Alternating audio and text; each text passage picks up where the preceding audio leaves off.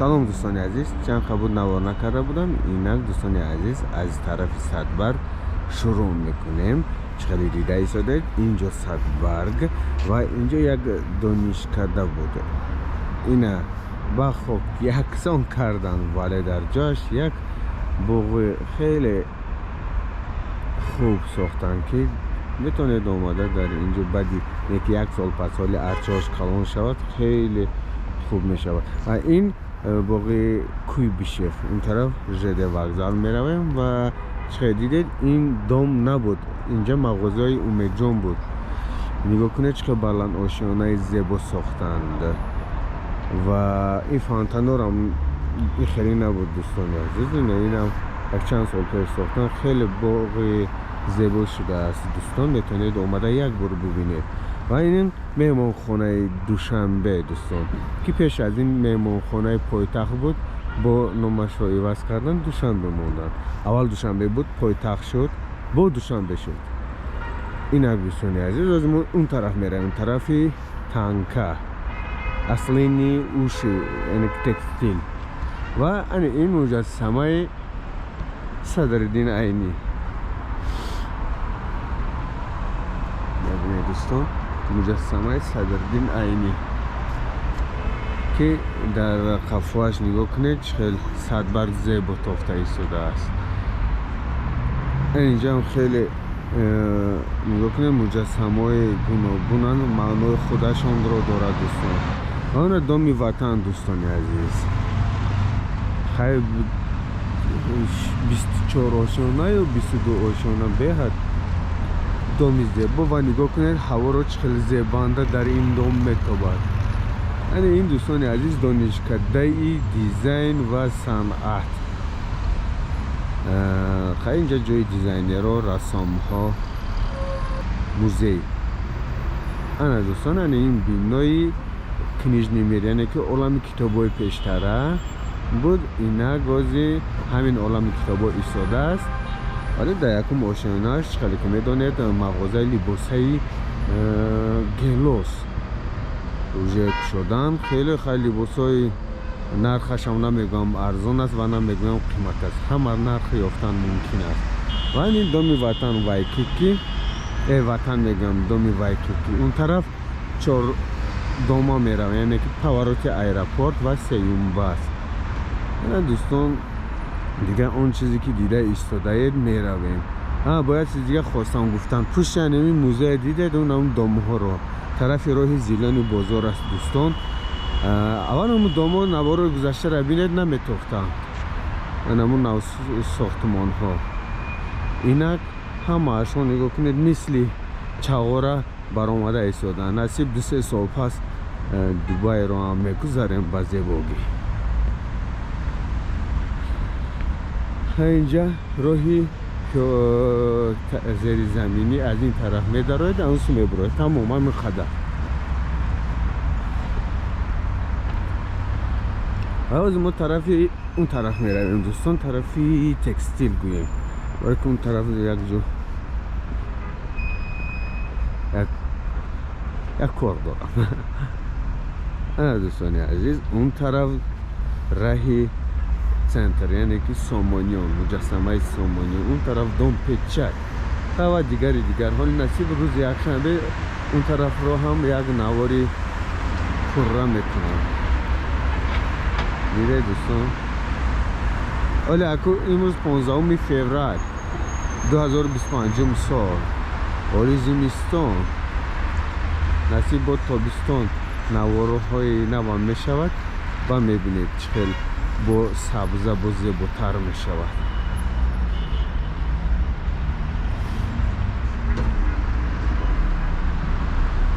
حالی جناب دوستان بکنید هوا رو بینید هوا با خودش ابرهای گوناگون شده، هم سیاه سفید هم عجیبه.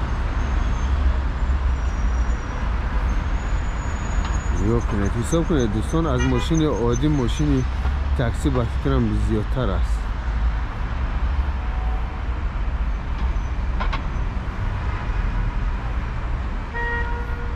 خب دوستان میرویم که بسیار انتظار نمیشویم. بسیار انتظامش کنیم برویم مهمانخانه دوشنبه. از دوره خوردی همون ایستاده از من در وقت خوردی اینجا در اومده بودیم، از اینجا می در اومدیم، از این طرف هست از پشت می بر اومدیم، یک بار خلیدانی کردیم همون خیلی در اومدیم که پشت این با عدل بود. خیلی وقت می خفیدن می آوردن اینجا عدل پرس میکردن از کجای گم نشده باشیم. اینم خیلی دوستان دامی وطن خیلی که دیده ایستادیم. انکاز از این طرف یک نوارچه این طرف هم ببینیم که نمو چی طور است.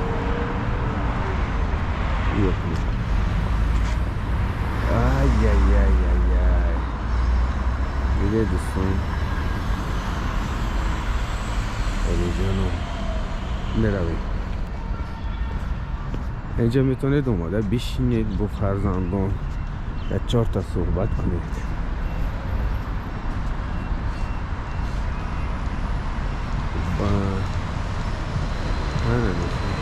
و از این طرف میبینیم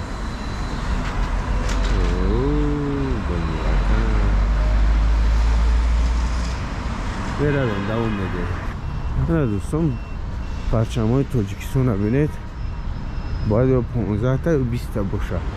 انا دوستان عزیز نگاه کنید، من یک چی به شما میخواستم بگم. این دامنی وطن رو دیده نگاه کنید، اومده مغازه لباسای زنانه خوشبختی جای پایلتو ها بوده است. همون خوشبختی است.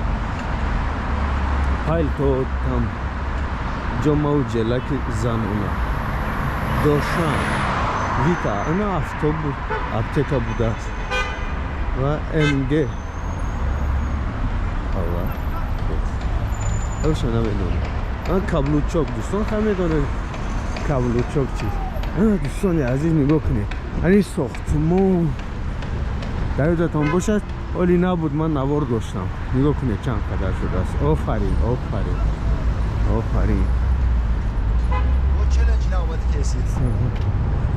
نگاه کنید. اون طرف تور داریم دوستان، تور کیک یعنی که وندر.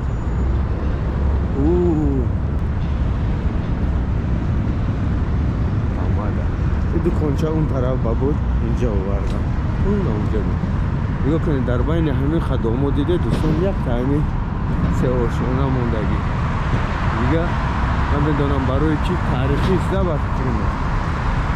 در این دام یادتان باشد آخر از ما مغازه سوپرمارکت شاهخانه بود، شاه منصور شد.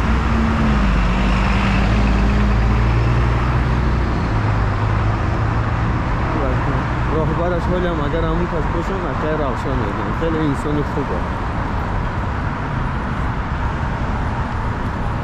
دوستان این فیرمای بیناساز 2015 خیلی دامی زیبا میشده از دوستان دیده.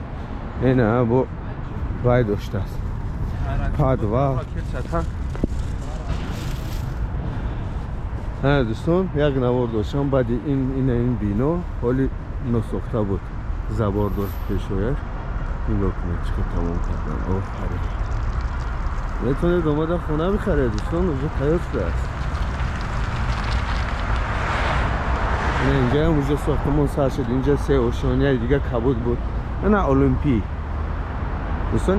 این دم بین این دام کمیته المپی دو آشانه و این نالوگی شاه منصور میشه. در اینجا پول مبلغای نالوگ و قرض و همه چی رو در اینجا میسپرد. حالا ساختمان رفته ایستاد است. نصیب باشد 3 سال پس تموم میکنن و بعدا میبینید چقدر دوشنبه به حد زیبا میشود با این بیناهای بلند آشانه آسمان خراش. تمام. اون طرف هم دومو уже خرید تمام شده. اون طرف هم ولی نوار دارم ولی با میبینید و با نو میگیرم نصیب. خب با شما دوستان عزیز من نالوگ میدارم و بعدا میبرم دیگه طرف رو میکنم. با شما موفقیت و سلامت باشه.